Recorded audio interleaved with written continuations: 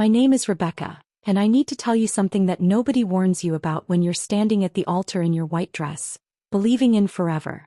They don't tell you that the person you married can become a complete stranger overnight.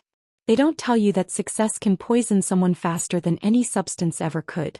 And they definitely don't tell you that the man who promised to love and protect you might become the very person you need protection from.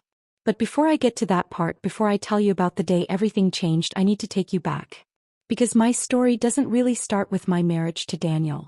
It starts way before that, in a cramped two-bedroom apartment in Queens, New York, where I learned what dysfunction looked like long before I could spell the word. I was 7 years old when I realized my family wasn't like the ones on television. My mother, Patricia, worked double shifts at Mount Sinai Hospital as a nurse's aide, coming home with swollen feet and the smell of disinfectant clinging to her scrubs. My father, Robert, was what people politely called unreliable. What they didn't say out loud was that he was an alcoholic who couldn't keep a job for more than 3 months before his temper or his drinking got him fired. I remember sitting at our kitchen table, the laminate peeling at the corners, doing my homework while my parents argued in the next room. The walls were so thin I could hear every word. My mother's voice, tired and pleading. My father's voice, loud and defensive, always finding someone else to blame. My younger brother, Tommy, would put his headphones on and turn his music up so loud I could hear it from across the room. But I never did that. I listened. I absorbed. I learned that love could sound like shouting, that family could feel like walking on eggshells, that home wasn't always a safe place.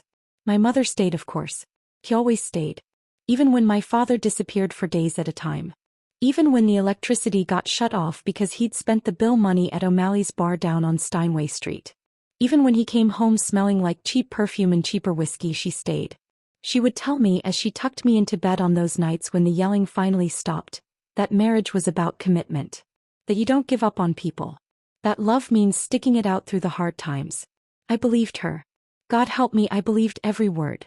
By the time I was 12, I'd become the parent in many ways. I made sure Tommy got to school on time. I learned to stretch $1 at the grocery store, buying day-old bread and dented cans that were marked down. I became an expert at reading my father's moods, knowing when to be invisible, when to deflect his attention away from my mother or my brother. I learned to be useful, to be needed, to earn my place in a home that never quite felt like mine. High school was my escape. I threw myself into my studies with a desperation that my guidance counselor, Mrs. Chin, recognized immediately. She was the one who helped me apply for scholarships, who stayed after school to help me with my college essays, who told me that I could have a different life than the one I'd grown up in. Hunter College accepted me with a full scholarship, and I moved into the dorms even though we lived in the same city. I needed the distance. I needed to breathe air that wasn't thick with disappointment and broken promises. I met Daniel during my junior year. I was 21, working part-time at a coffee shop in the East Village while finishing my degree in social work. He came in every Tuesday and Thursday morning, always ordering the same thing: medium black coffee and a blueberry muffin. He had kind eyes, or at least that's what I thought at the time. Brown eyes that crinkled at the corners when he smiled. He was studying criminal justice at John Jay College, talking about his dream of becoming a police officer, of making a difference, of helping people. We bonded over our similar backgrounds. His father had left when he was young. His mother had raised him and his 2 sisters in the Bronx, working as a seamstress in the garment district, her fingers always wrapped in band-aids from needle pricks. He understood what it meant to grow up without much. He understood the kind of hunger I had, not for food but for stability, for a life that didn't feel like it could fall apart at any moment. Our first date was a walk across the Brooklyn Bridge at sunset. He held my hand and told me about his dreams. He wanted to be a detective someday. He wanted to buy his mother a house. He wanted to build something real, something that lasted. I remember looking at the Manhattan skyline, all those lights reflecting off the East River, and thinking that maybe, just maybe, I'd found someone who understood. Someone who wanted the same things I did. Someone who wouldn't become his father just like I was determined not to become my mother. We dated for 2 years before he proposed. It wasn't fancy. We were in Prospect Park, sitting on our favorite bench near the lake, eating deli sandwiches and watching people jog by. He got down on one knee right there, pulled out a small diamond ring that I knew he'd been saving for, and asked me to marry him. I said yes before he even finished the question. I was 23 years old, about to graduate with my MSW, and I genuinely believed I'd found my person. My partner. My escape from the cycle I'd grown up in. We got married 6 months later at City Hall with just a handful of friends and family. My mother cried, dabbing at her eyes with a tissue. My father showed up sober, which felt like a gift in itself. Daniel's mother embraced me like I was already her daughter, whispering in my ear that I was the best thing that ever happened to her son. Tommy was Daniel's best man, and seeing my little brother all grown up in a suit, I felt this swell of hope. Maybe we were all going to be okay. Maybe I'd broken the curse. We moved into a one-bedroom apartment in Astoria, splitting the bills down the middle. I got a job as a social worker with the Administration for Children's Services, working with families in crisis, trying to keep kids safe and parents supported. The work was hard, emotionally draining, but it felt meaningful.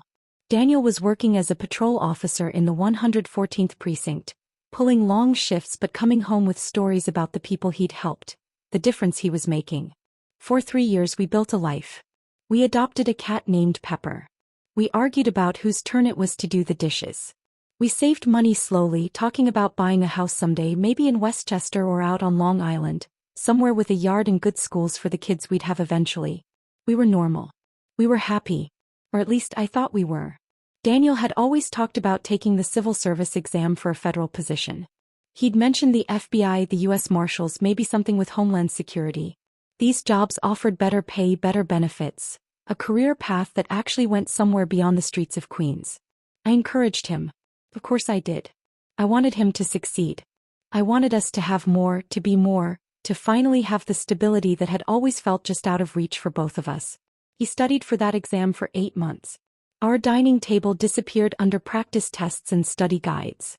He'd come home from his shifts and study until midnight, flashcards spread across the coffee table, me quizzing him on constitutional law and federal regulations while I graded case notes from my own job.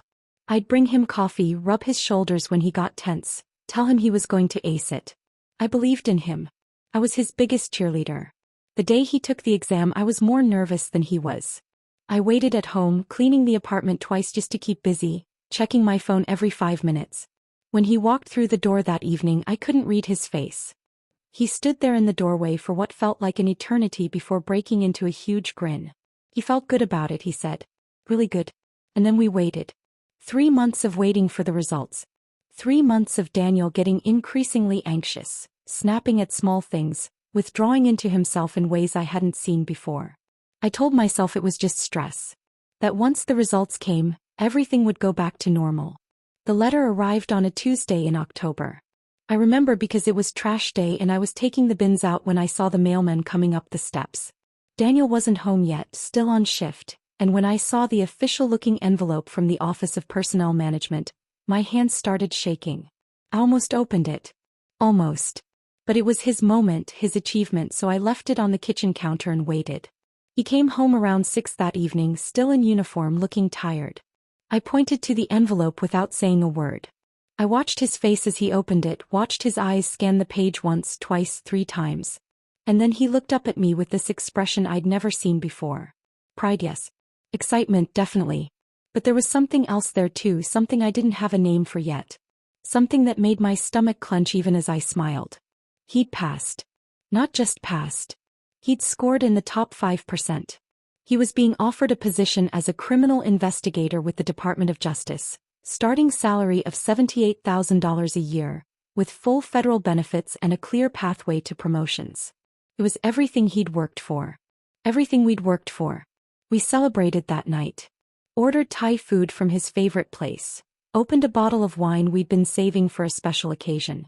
We called his mother, we called my mother, we posted about it on social media and watched the congratulations pour in.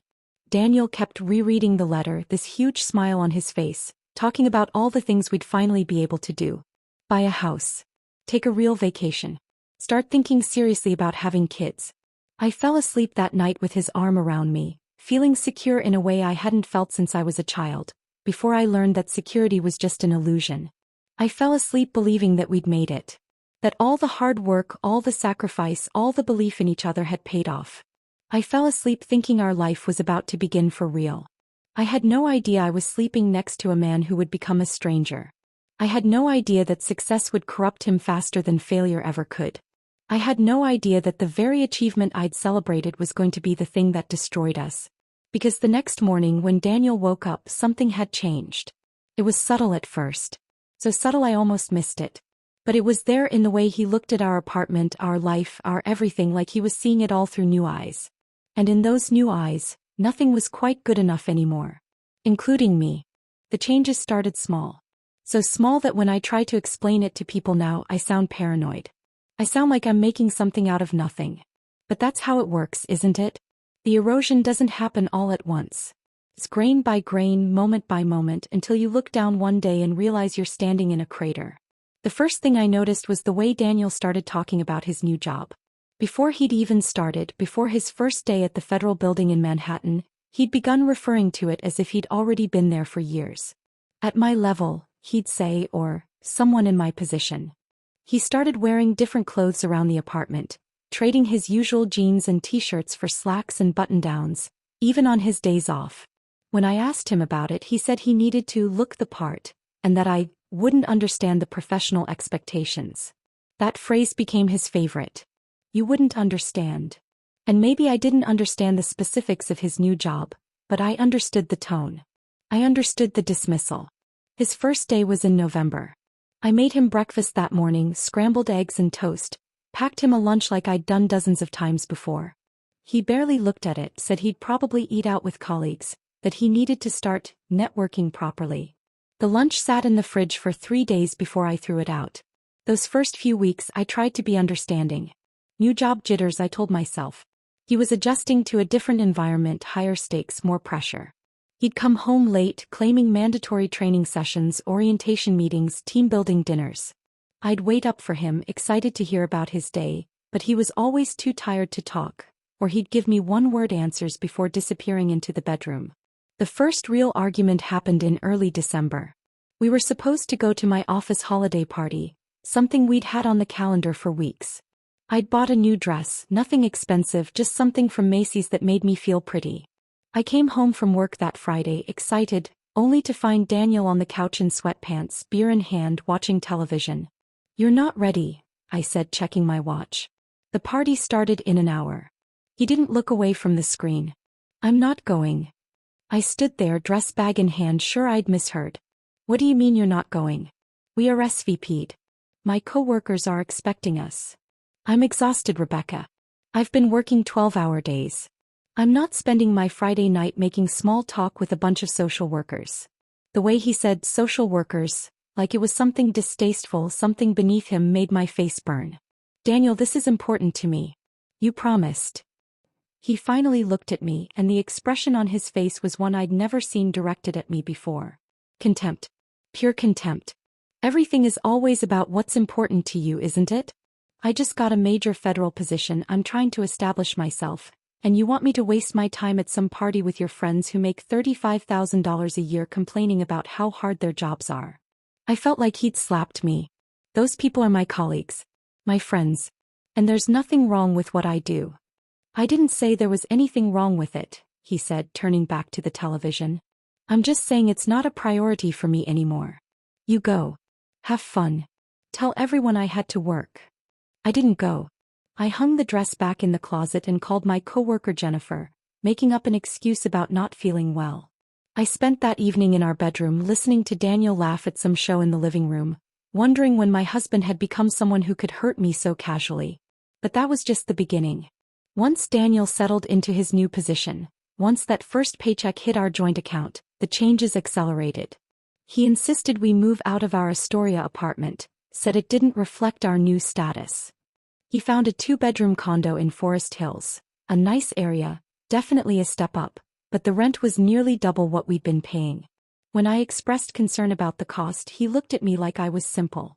"I make almost $80,000 now," he said. "We can afford it. Unless you're planning on contributing more." The way he said contributing, with that slight emphasis, made it clear he no longer viewed my income as significant. We moved in January. Daniel made all the decisions about furniture, decoration, everything. When I suggested we keep our old couch, which was perfectly fine, he actually laughed. "We're not bringing that thing into our new place. We need adult furniture, Rebecca. Professional furniture." He bought a leather sectional that cost $3,000. He bought a dining table we never ate at because he was never home. He bought artwork for the walls, expensive prints from some gallery in Chelsea, all without asking my opinion. When I pointed out that we'd always made decisions together, he said, "I'm making the money, so I'm making the decisions. That's how this works." That should have been my first major red flag. That should have been the moment I put my foot down, demanded couples counseling, something. But I didn't. Because part of me, the part that had grown up watching my mother accept crumbs of affection and call it a feast, that part told me I was being ungrateful. He was providing for us. He was ambitious. He was building a better life. What right did I have to complain? The financial control started subtly. Daniel suggested we restructure our finances, said it would be more efficient if he managed everything since he had the bigger salary. I hesitated, but he made it sound so reasonable. We'd keep the joint account for shared expenses, but he'd set up a new account for investments and savings that only he had access to. He said he'd been researching financial planning, talking to colleagues who'd been smart with their money, learning how to build real wealth. I agreed. God help me, I agreed. I transferred half of my savings into his new account, trusting that we were building something together. I didn't know then that I was giving him the keys to a cage I didn't even know I was entering. By February, 3 months into his new job, Daniel had become someone I barely recognized. He started criticizing everything about me. My clothes were too cheap, too casual, not appropriate for someone married to a federal investigator. My job was depressing and didn't pay enough. My friends were negative influences who didn't understand ambition. Even my cat Pepper, who he'd helped pick out from the shelter, suddenly annoyed him with her shedding and her need for attention. The psychological warfare was constant but always deniable. He'd make a comment about my weight at dinner, something about how I should watch it if I wanted to keep looking good for him, but then laugh and say he was joking when I got upset. He'd criticize my cooking, comparing it unfavorably to restaurants we could now afford, making me feel inadequate even though he'd loved my cooking for years. He'd interrupt me constantly when I talked, checking his phone, making it clear my words weren't worth his attention. When I confronted him about his behavior, he'd turn it around on me. I was too sensitive. I was imagining things. I was jealous of his success. That word, jealous, became his favorite weapon. Any time I expressed hurt or frustration, he'd shake his head sadly and say, "I know this is hard for you, seeing me move up in the world. But you need to deal with your jealousy, Rebecca. It's not attractive." I started doubting myself. Started wondering if maybe I was jealous. Maybe I was being too sensitive. Maybe this was just what happened when one partner experienced significant career growth and the other didn't. I threw myself into my work, trying to prove that I was doing something meaningful, something important. But nothing I did seemed to impress Daniel anymore. To him, I'd become invisible unless he wanted something to criticize. The isolation happened gradually. Daniel started declining invitations to see my friends, then started making excuses for why I couldn't go either. Jennifer invited me to her birthday dinner, and Daniel said we had plans even though we didn't. When I said I'd cancel our non-existent plans, he got angry, accused me of not prioritizing our relationship, of always choosing my friends over him. It was easier to just decline the invitation. My mother called every Sunday like clockwork. Daniel started making comments during these calls, sighing loudly, making it clear he found her interruptions annoying. Eventually, I started taking her calls in the bedroom, keeping them short, making excuses about being busy. The distance grew. Not just from my mother, but from Tommy, from Jennifer, from everyone who'd been part of my life before Daniel's transformation. The irony wasn't lost on me. I'd spent my entire career helping families navigate dysfunction and abuse. I could spot the warning signs in my clients' relationships instantly. But in my own life, I was blind. Or maybe I wasn't blind. Maybe I saw exactly what was happening but couldn't admit it, because admitting it meant facing the fact that I'd married my father after all. The first time Daniel made a major financial decision without consulting me, I'd been working a particularly hard case. A teenager in foster care, bright kid, lots of potential, but the system was failing her. I'd been staying late at the office making calls, trying to find her a better placement. I came home exhausted around 8 o'clock one evening in March to find Daniel at the dining table, grinning, paperwork spread out in front of him. "I bought a car," he announced like he was telling me he'd picked up groceries. I stood there, briefcase still in hand. "You what?" A car. BMW. 3 Series. Certified pre-owned, great deal. I've been looking for weeks. Found the perfect one today and pulled the trigger. Daniel, we live in New York City. We don't need a car. We talked about this. His smile faded. No, you talked about it. I listened. And then I made a decision based on what's best for us. I need reliable transportation for work. I'm not taking the subway anymore like some entry-level employee. I'm a federal criminal investigator. How much did it cost? That's not your concern. Those words hung in the air between us. That's not your concern. About a purchase made with money from our joint finances, about a decision that affected our shared life, and it wasn't my concern. Excuse me, I said, my voice shaking. We're married, Daniel. Major purchases are supposed to be joint decisions. He stood up and I hated that I took a step back. I hated that some part of me was afraid, even though he'd never been physically violent. But the energy coming off him was threatening in a way I couldn't name. Let me make something clear, he said, his voice low and controlled. I am the primary earner in this household. I am the one with the federal career. I am the one building our future. You contribute what you can and I appreciate that, but don't pretend like we're equal partners financially. The car cost $45,000. I put down $20,000 from our savings and financed the rest. The monthly payment is $650. I can afford it. We can afford it.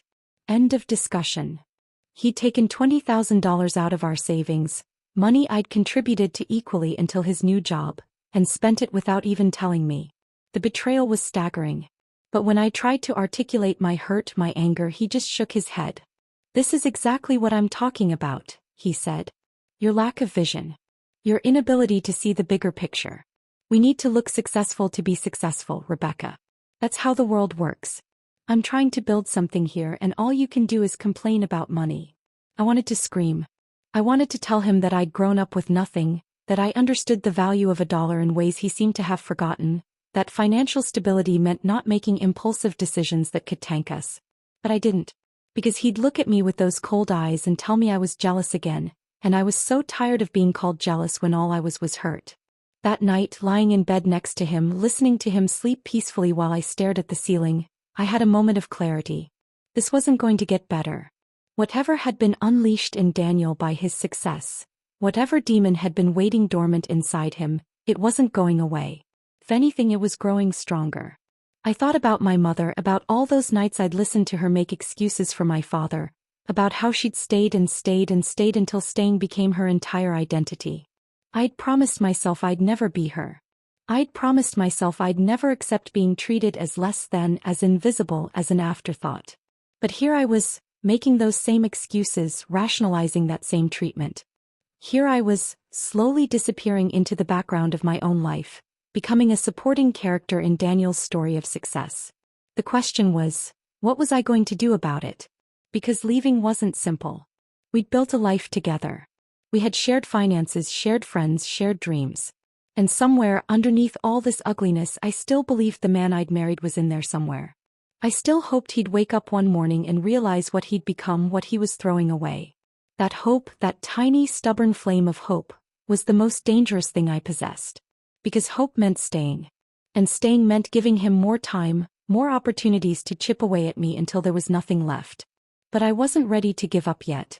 Not quite yet. I told myself I'd try. I'd try to reach him, to remind him of who we'd been, who we'd promised to be for each other. I'd try to save us. I didn't know yet that you can't save someone who doesn't want to be saved. And I definitely didn't know that while I was trying to save our marriage, Daniel was already planning its destruction. Spring came early that year, bringing with it a false sense of renewal. The cherry blossoms bloomed in Central Park. Tourists returned to clog the sidewalks, and I kept telling myself that maybe the worst was over. Maybe Daniel just needed time to adjust to his new reality. Maybe we'd find our equilibrium again. I was so naive. It was April when I discovered the first major lie.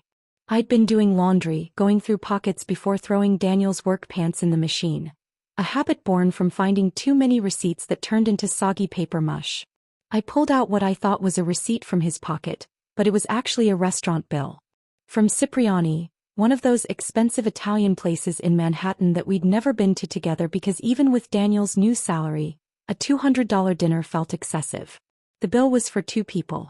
Appetizers, entrees, wine, dessert. The date was from 2 weeks ago, a Tuesday, when Daniel had texted me saying he was working late on a case and would grab something at the office. I stood there in our bedroom, wet laundry forgotten, staring at this bill, and something cold settled in my chest. When Daniel came home that evening, I was sitting at the dining table with the receipt in front of me. He saw it immediately, and for just a fraction of a second something flickered across his face. Not guilt exactly. More like annoyance at being caught. "What's this?" I asked, keeping my voice steady. He loosened his tie, barely glancing at the receipt. "Dinner. What does it look like? You told me you were working late that night. You said you'd eat at the office. Plans changed. I took a colleague out to discuss a case. It's called networking, Rebecca. It's part of the job." "A colleague? Who?" And there it was again, that flash of irritation. "Her name is Melissa. She's an analyst in the white-collar crime division. We're working on a joint case. Is there a problem?" The way he said her, so casually, so defensively, made my stomach drop. "You took another woman out to a $200 dinner and didn't think to mention it?" Daniel threw his keys on the counter with more force than necessary. "I don't have to report my every movement to you, Rebecca. This is exactly what I'm talking about. Your insecurity. Your need to control everything. I'm building professional relationships. That's how careers advance at this level. If you can't handle that, that's your problem to work through." He said it with such confidence, such certainty, that I almost believed him. Almost. But I'd spent years working with liars. Parents lying to caseworkers, kids lying about their home situations, abusers lying about their abuse. I knew what deflection looked like. I knew what gaslighting sounded like. "I'm not trying to control you," I said, fighting to keep my voice calm. "I'm trying to understand why you lied to me." "I didn't lie. I said I was working late. Taking Melissa to dinner was work. Just because you can't understand the nuances of professional networking doesn't mean I'm doing anything wrong." There was that phrase again. "You can't understand." Like I was too simple, too unsophisticated, too jealous to comprehend the complexities of his important federal job. I wanted to push. I wanted to demand to see his phone, to know exactly what kind of networking he was doing with Melissa. But I didn't. Because I was afraid of what I'd find. Because as long as I didn't know for certain, I could still pretend. Could still hope. That's the thing about betrayal. You can feel it coming like a storm on the horizon, but you keep hoping it'll change course. You keep hoping you're wrong. After that night, I started paying attention differently. I started noticing things I'd been too tired or too trusting to see before. The way Daniel was constantly on his phone, texting, smiling at the screen. The way he'd started working out obsessively, coming home from the gym with that post-exercise glow, smelling like expensive cologne I didn't recognize. The way he'd started buying new clothes, designer labels, things we definitely couldn't afford even with his salary. In May, Daniel announced he was going on a work trip to Washington, D.C. 3 days, he said, training seminar at FBI headquarters, mandatory for all criminal investigators. He seemed excited about it in a way that made me uneasy. When I asked if I could come with him, maybe make a weekend of it, see the monuments, he laughed. "This is work, Rebecca, not a vacation. I'll be in sessions all day and networking events all evening. You'd be bored." He left on a Thursday morning. I kissed him goodbye at the door, told him to be safe, and watched him throw his suitcase into the BMW that I still resented every time I saw it. The moment he drove away, I felt something I hadn't felt in months. Relief. 3 days without walking on eggshells. 3 days without being criticized or dismissed. 3 days of peace. I should have enjoyed it. Instead, I found myself thinking about Melissa. Wondering if she was going to this training too. Wondering if she even existed or if she was just a convenient name Daniel had pulled out when I'd found that receipt. I tried to shake it off. I called Jennifer, who I'd barely spoken to in months, and apologized for being such a terrible friend. She was kind about it, understanding in that way that made me realize she'd probably seen what was happening even when I couldn't. We met for coffee on Friday afternoon at our old spot in the East Village, and for a few hours I felt like myself again. I felt like Rebecca, not Daniel's wife. Not the woman who couldn't understand the complexities of his important job. "You seem different," Jennifer said, stirring sugar into her cappuccino. "Tired." "I am tired," I admitted. "Work has been intense." It wasn't entirely a lie. Work had been intense. But that wasn't why I looked tired, and we both knew it. How's Daniel? The question hung there, heavy with everything she wasn't saying. I opened my mouth to give her the standard response, to say he was fine, we were fine, everything was great. But I couldn't. The words wouldn't come. He's changed, I said finally. Since he got the federal job. He's just different. Jennifer reached across the table and squeezed my hand. Different how? And I told her. Not everything, because saying everything out loud would make it too real, too concrete. But I told her about the criticism, the control, the way he made me feel small. I told her about the financial decisions he made without me, about the way he'd isolated me from everyone I cared about. I even told her about Melissa and the restaurant receipt. When I finished, Jennifer was quiet for a long moment. Then she said, "Rebecca, that's not okay. None of that is okay. You know that, right?" Did I know that? On some level, yes. But admitting it meant action. Admitting it meant I couldn't pretend anymore. Admitting it meant facing the fact that my marriage was falling apart. "I think he might be having an affair," I said, the words tumbling out before I could stop them. "I have no proof. Just this feeling. This terrible gut feeling." "Trust your gut," Jennifer said. "Women's intuition exists because we're trained from birth to read people, to watch for danger. If something feels wrong, it probably is." That night, alone in our too expensive condo, I sat at Daniel's desk, a space he'd claimed as his own, making it clear I wasn't to touch anything, and I made a decision. I was going to find out the truth. Whatever it was, however much it hurt, I needed to know. I opened his laptop. I knew his password because he'd never changed it from when we first got married, when we still shared everything, when we were still partners. His email was still logged in. I told myself I wouldn't look. I told myself this was a violation of privacy, of trust. But trust was already broken, wasn't it? Privacy becomes meaningless when someone is lying to you. I found the emails almost immediately. He hadn't even tried to hide them. Or maybe he had, but he wasn't as careful as he thought. They were in a folder labeled Work, Confidential, mixed in with actual work emails. But the ones from Melissa stood out. The tone was different. Familiar. Intimate. The earliest emails were from February, right after we'd moved into the new condo. Innocent enough at first. Work discussions, case notes, the kind of professional correspondence you'd expect.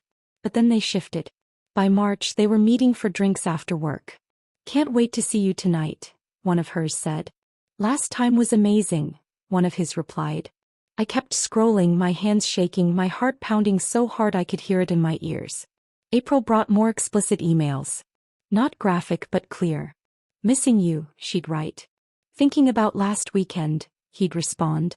And then the one that made me physically sick. "She suspects something but she doesn't know. She's too busy with her own stuff to pay attention. We're fine." Me. He was talking about me like I was an obstacle, an inconvenience. Like I was stupid. The trip to DC wasn't for training. There was no seminar. He'd planned it as a getaway with Melissa. The emails showed hotel reservations at the Hay Adams, dinner reservations at restaurants I couldn't even pronounce, all for 2 people. I closed the laptop before I could see more. I was going to be sick. I ran to the bathroom and barely made it to the toilet before I threw up, my body rejecting the truth the way my mind had been rejecting it for months.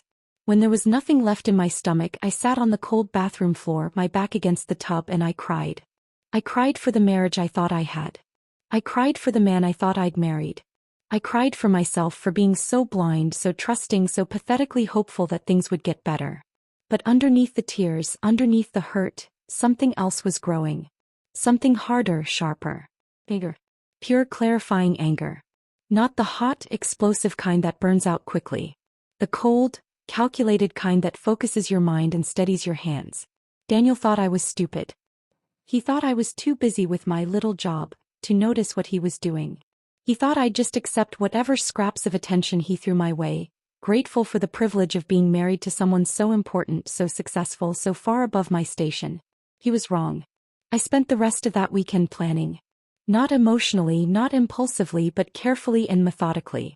I'd spent years documenting cases, building evidence, preparing reports that would hold up under scrutiny. I knew how to build a case. And that's exactly what I was going to do. I went through our financial records, downloading everything I could access from our joint accounts. I made copies of credit card statements, mortgage documents, everything. I discovered that Daniel hadn't just made one major purchase without telling me. Over the past 6 months, he'd spent over $60,000 on things I knew nothing about. The car, yes, but also jewelry I'd never seen, hotel stays, restaurant bills from places we'd never been together, cash withdrawals that were completely unexplained. He'd been living a completely separate life, funding it with our money, while making me feel guilty for buying groceries that were too expensive. I opened a new bank account in my name only at a different bank, and I started diverting my paychecks there. Not all of it, because that would be too obvious, but a portion. Enough to build an escape fund.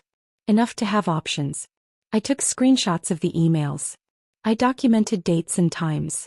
I kept a journal, writing down every incident, every criticism, every moment of manipulation.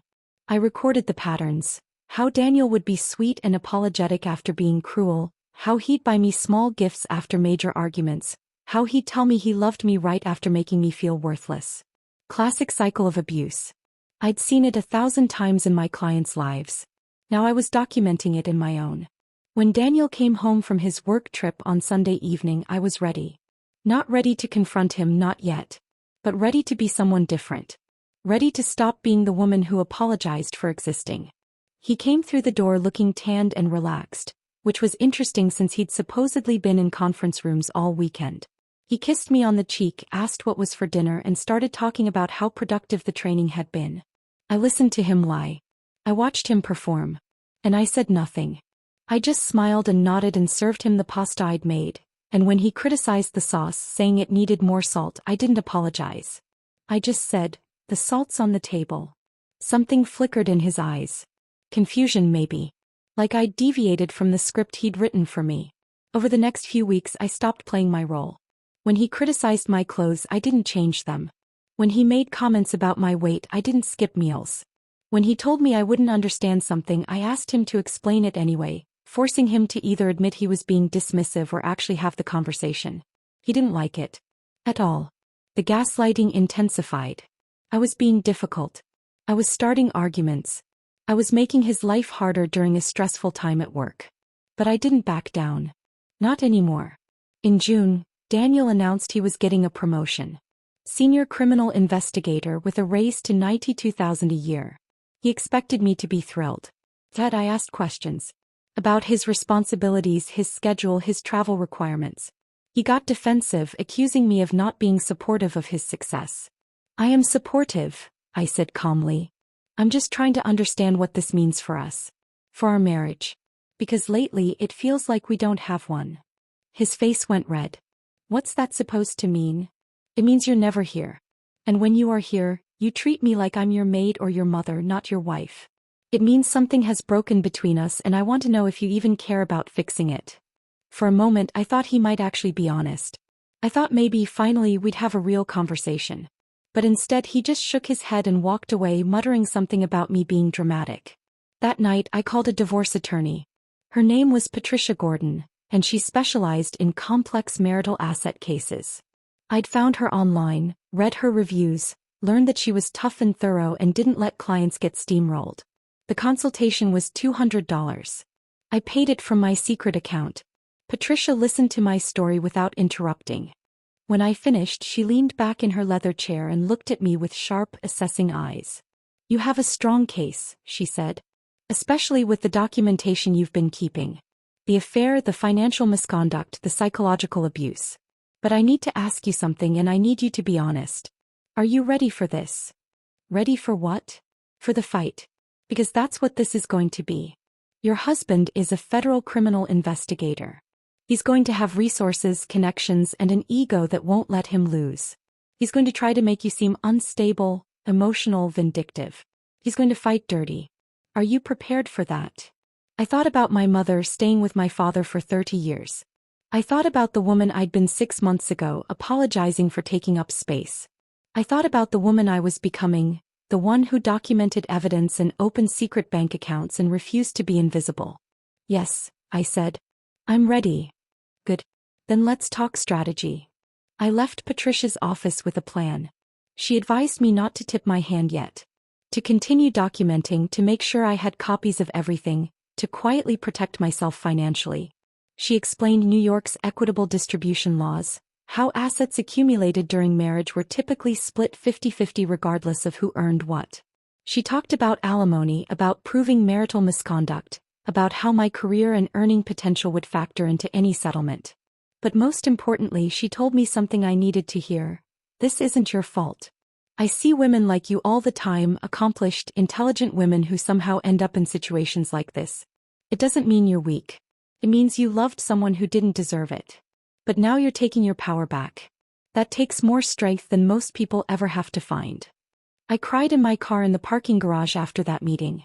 But these were different tears. Not tears of grief or betrayal. Tears of relief. Because for the first time in months I felt like I had agency. I had a plan. I had a way forward. The affair with Melissa continued, though Daniel thought he was being subtle. More late nights at work. More training seminars. More hotel charges on our credit card that he thought I wasn't smart enough to check. I documented all of it. Screenshot by screenshot, receipt by receipt, I built my case. In July, something shifted again. Daniel came home one evening in a strange mood. Not angry exactly, but agitated. He poured himself a whiskey, which he only did when something was bothering him, and sat at the dining table, staring at his phone. "Everything okay?" I asked, keeping my tone neutral. He looked up at me like he'd forgotten I was there. "Melissa's pregnant." The words hung in the air like smoke. I felt my legs go weak and I had to grip the counter to stay standing. But I kept my voice steady. "Okay. Okay? That's all you have to say." "What do you want me to say, Daniel? You've been having an affair. I've known for months. So yes, what happens now?" His face went through several expressions in rapid succession. Shock that I knew.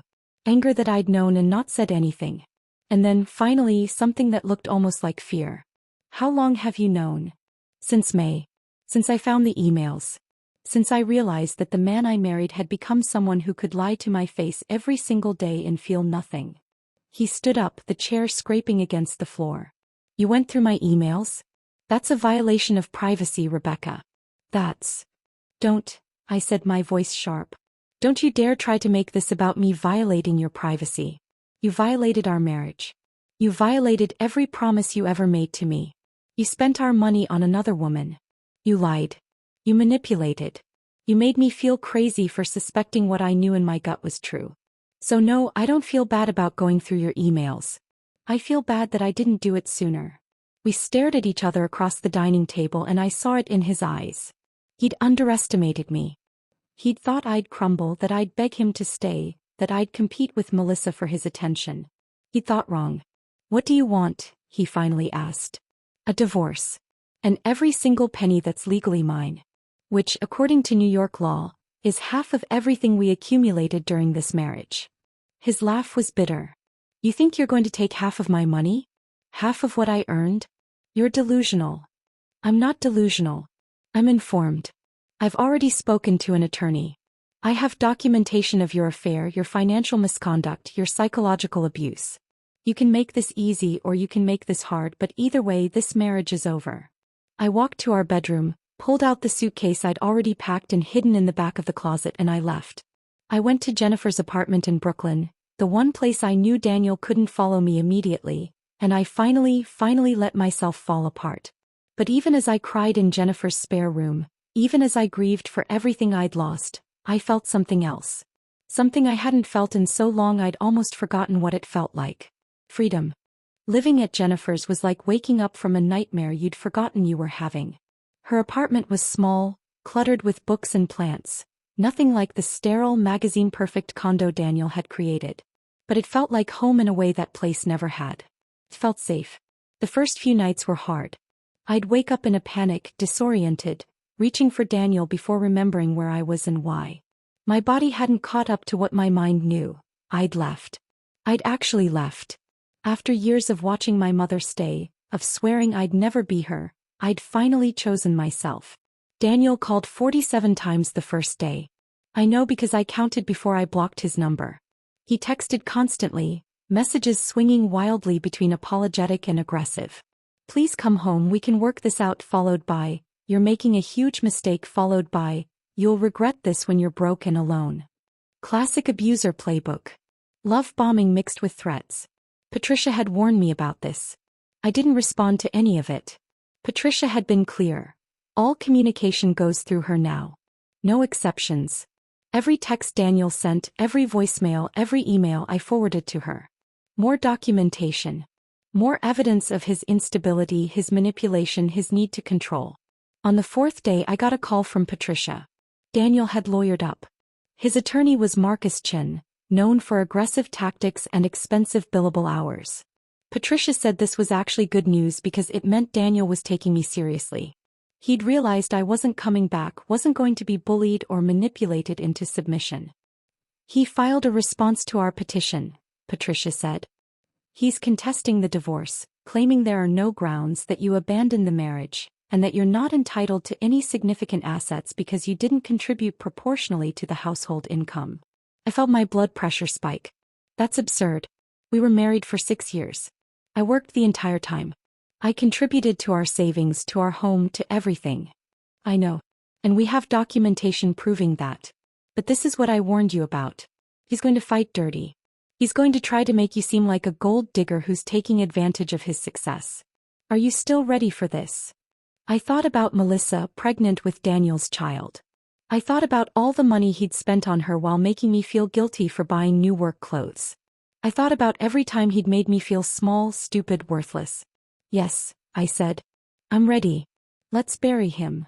Patricia laughed, a sharp, satisfied sound. That's what I like to hear.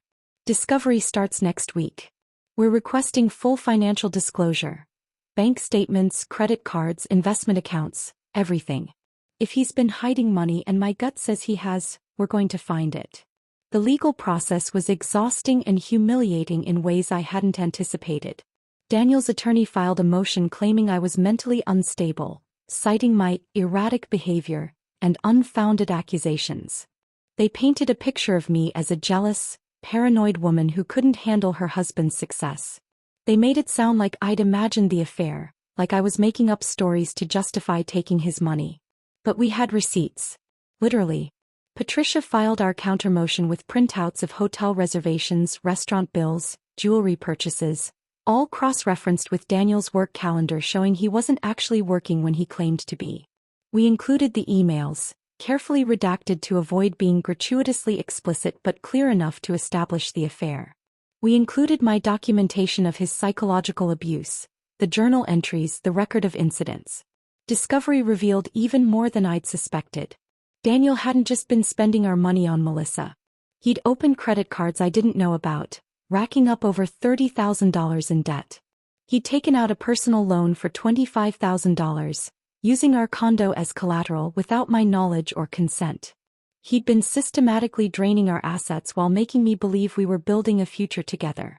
Most damning of all, he'd opened an investment account 6 months into his new job and had been funneling money into it. Over $60,000, all of which should have been marital assets subject to division. He'd thought he was being clever, hiding it from me, planning for a future that didn't include me. Patricia was gleeful when she saw the discovery documents. This is financial misconduct on a grand scale. Not only is he going to have to split the visible marital assets, but there's a strong argument for awarding you a larger portion based on his attempted fraud. Plus, alimony becomes much more likely when one spouse has deliberately tried to defraud the other. The divorce became the talk of Daniel's workplace, I learned later. Federal investigators live in a small world and news travels fast. Melissa worked there too, remember, and her pregnancy became harder to hide. People started asking questions. Daniel's reputation, which he'd valued above everything else, including his marriage, was taking hit after hit. He tried to reach me through my mother in August. She called me, her voice worried. "Rebecca, honey," Daniel came by the house. He said, "You two are having problems, that he wants to fix things." He seemed so sincere. Of course he did. Daniel had always been good at performing sincerity. It was one of his greatest talents. "Mom, he's been cheating on me for months. He got another woman pregnant. He's been stealing our money and lying about everything. Please don't talk to him. Please don't tell him anything about me." There was a long silence on the other end of the line. Then, "Oh, honey. I'm so sorry. I had no idea. He seems so nice, so stable. I thought he was different than your father." "So did I, Mom. So did I." We talked for an hour that day, the longest conversation we'd had in years.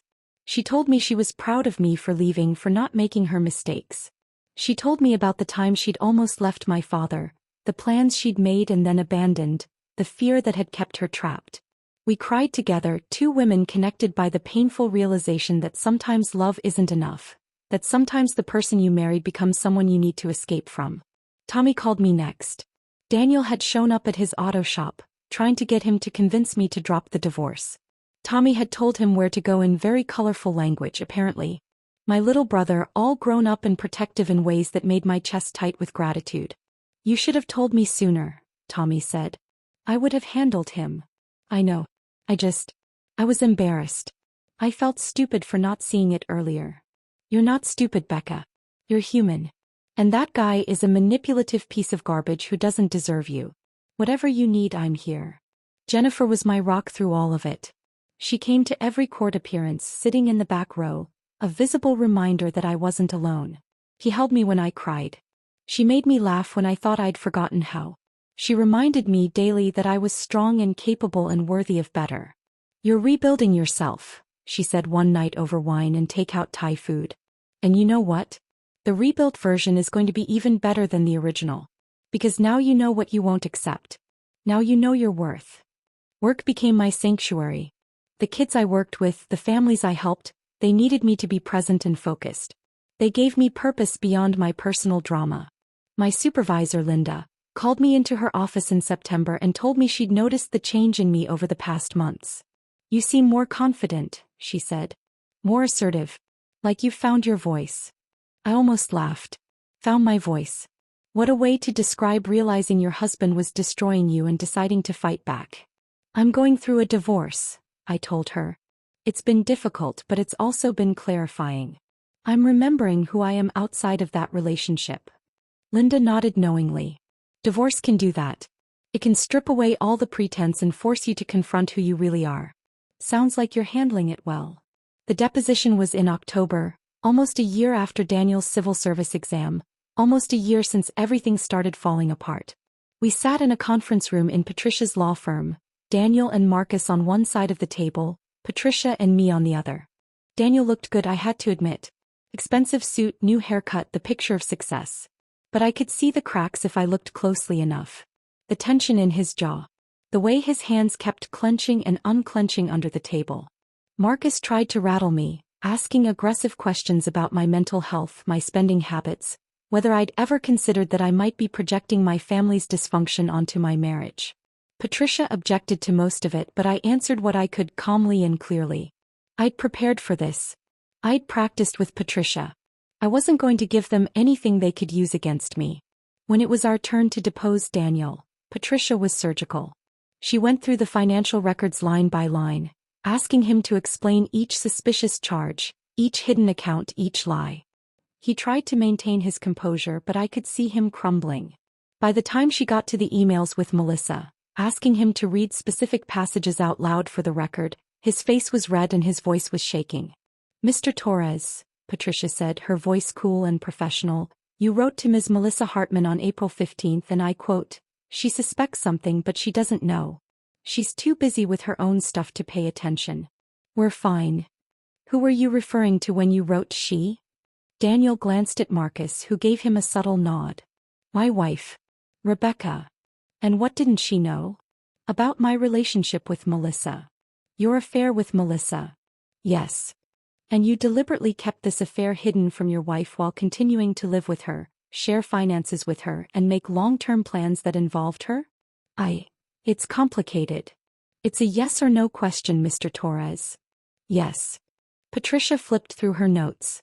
"Let's talk about the Cartier bracelet you purchased on May 3rd for $6,000. Did you give that bracelet to your wife?" "No." "Who did you give it to?" "Melissa." "Using funds from your joint marital account?" "Yes." It went on like that for hours. By the end, Daniel looked destroyed.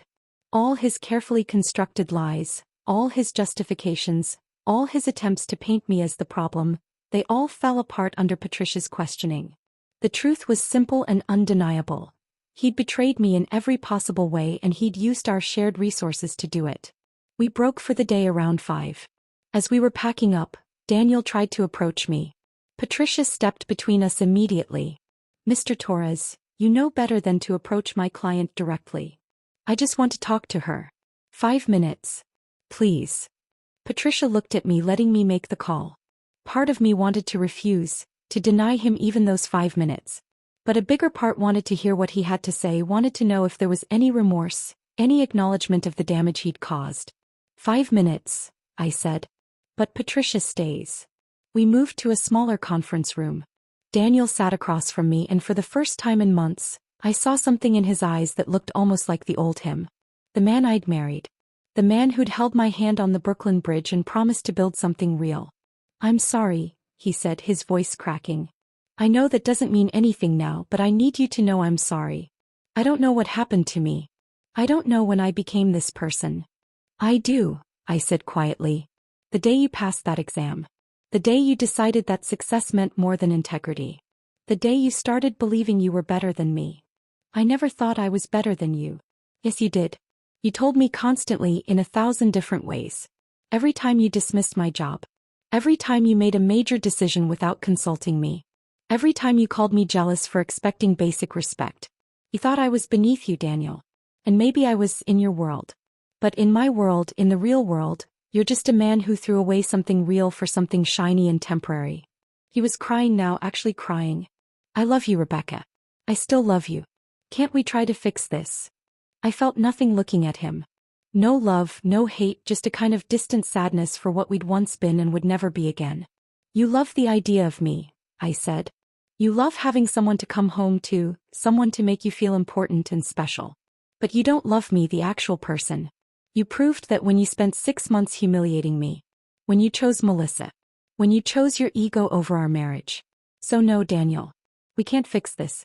There's nothing left to fix. I stood up and Patricia stood with me. Daniel reached out like he might try to grab my hand, but I pulled away. Goodbye, Daniel.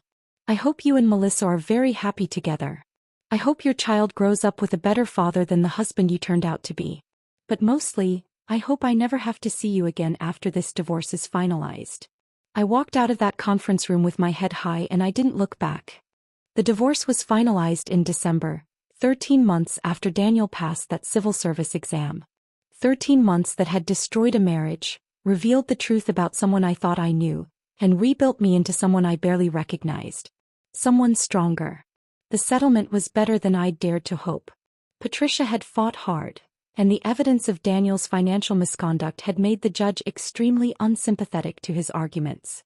I received 60% of the marital assets, which amounted to just over $200,000 once everything was liquidated. I also received 3 years of rehabilitative alimony, $1,200 a month, to help me reestablish financial independence. Daniel had to buy out my share of the condo, which forced him to either sell it or refinance. I heard through Tommy that he sold it and moved into a smaller place in the Bronx with Melissa. I heard their baby was born in November, a girl. I felt nothing about that. No jealousy, no anger, just a kind of detached wish that the child would be okay despite having Daniel as a father. The money from the settlement allowed me to do something I'd been dreaming about for years. I put a down payment on a small house in Beacon, New York, about an hour north of the city. It was a fixer-upper built in the 1920s with original hardwood floors and a fireplace that actually worked. It had a tiny yard with an overgrown garden and a porch where I could sit and watch the seasons change. It was mine. Not ours, not his, not anyone's but mine. I'd never owned property before, had never imagined I could afford to. But there I was at 30 years old with a house and a future that I'd built myself.